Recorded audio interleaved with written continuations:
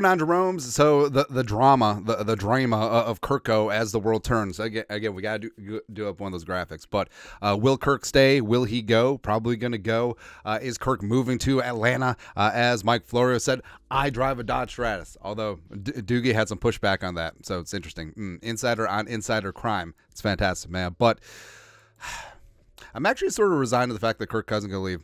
And we knew that it was a possibility and also a likelihood, and it sort of is what it is. And Kevin Seifert, ESPN, who's not Carl Gershman, did up a very interesting piece today, connecting dots why Kirk Cousins is likely leaving the Vikings. And this is what he wrote. If history is a reliable guide, Kirk Cousins is down to his final days as the Minnesota Vikings quarterback. It's not difficult to connect the dots of conventional wisdom at this point, and the only realistic factor to the contrary is the possibility, however remote it might be, that Cousins will make the type of decision he has never made before.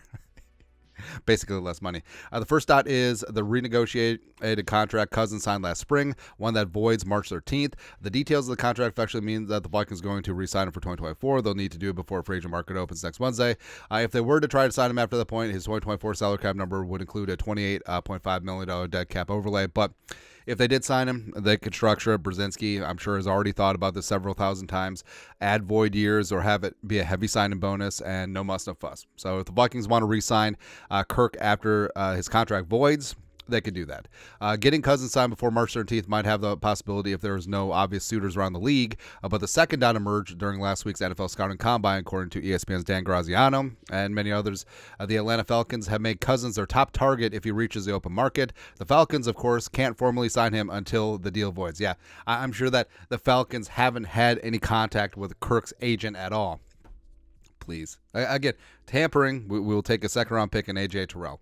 That brings us to a third dot to connect. At every step of his career, Cousins has made the decision to maximize or nearly maximize his contractual return. Now, the only time he turned down less money was when he spurned the Jets 3 years, $90 million guaranteed to take the Vikings 3 years, $84 million guaranteed in 2018 when he was an open market free agent coming from Washington. But, of course, factoring in cost of living, it's kind of a push. New Jersey. His single-minded pursuit has delivered $230 million in earnings since he became a full-time starting quarterback in 2015, a period during which he has made 3 playoff appearances and compiled 1-3 postseason record. QB wins. No matter what the Vikings might offer him prior to March 13th, would it be enough to convince him not to explore the Falcons option or hear out any other team that he may be interested in? So now, it all goes back to January 10th. When Kirk Cousins, blah, blah, blah. But for Cousins, I think this is from Will Raggets, but for Cousins, he insists it's not about the money at this point in his career. If the Vikings want a hometown discount of sorts to keep him here, he's not against it. In his eyes, structure is probably more important than money, meaning guarantees in future years, blah, blah, blah. I do think it's important to be aware of, Cousins said via ESPN, I think that God has blessed me financially beyond my wildest dreams. Praise Jesus. So at this stage of my career, the dollars are really not what it's about. Now, when Kirk leaves and signed like a 3-year fully guaranteed deal with the Falcons, that was a lie. And also, I feel like the tone and tenor have shifted a little bit. Kevin Connell is speaking very bullish about Kirk Cousins at the Combine earlier in the week. And then when KOC was on TV with Rich Eisen on Sunday, he sort of seemed resigned that Kirk was probably going to leave.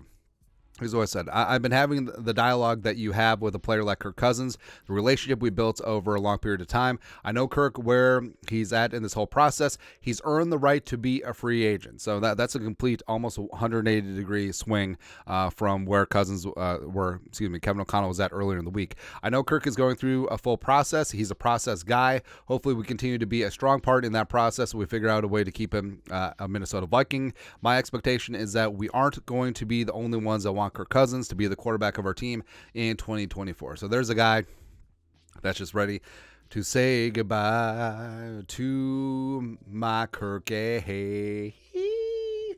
That's right. And Kwesi, the one who ultimately has to make the decision, like he's been very, very straightforward about it. Quote, we have our interests. Kirk Cousins has his. We'll get to the table to see if we can figure out a creative solution and meet in the middle. And that's what every contract negotiation is. And that's what it'll be with him. So remember, Kwesi was the one that took the stance last year of like, hey, we want you on a 1-year deal. Kirk said, hey, I'll take a little less in terms of average per season if we can make this a multi-year deal. Does that choke and die? But Kwesi is like, no. So that's where we're currently at. And I do think that this is it. And it sort of is what it is. And the Vikings, I think they have too good of an opportunity right now where, hey, I mean, sure, they would like to run it back with Kirk. Kirk's had good success over the last 2 years with Kevin O'Connell. And one last ride, one last paycheck, sure. But I mean, the Vikings have too large of an opportunity now, especially in this very deep quarterback class. Drafting at 11, they can move up, they can stick and pick, they can do lots of things. So I think that they see the opportunity where O'Connell and Kwesi, like they haven't had a chance to pick their own franchise quarterback. Yes, they took Jaren Hall, but he's in the 5th round. So now I think that they have a chance to have a clean break with Cousins unless he returns on their terms. But I mean, maybe Kirk isn't moving his family to Atlanta right now, but I don't think that it's ruling things out. And I think I do see Atlanta, dropping the deuce, dropping some big time money for Kirk Cousins. But which, by the way, if Kirk walks away with like a 3-year, $150 million deal, fully guaranteed, what's Atlanta doing? Like, there's no one else in. Like, the Vikings clearly are just like, here's our offer, take it or leave it. Who are you bidding against? I don't get it.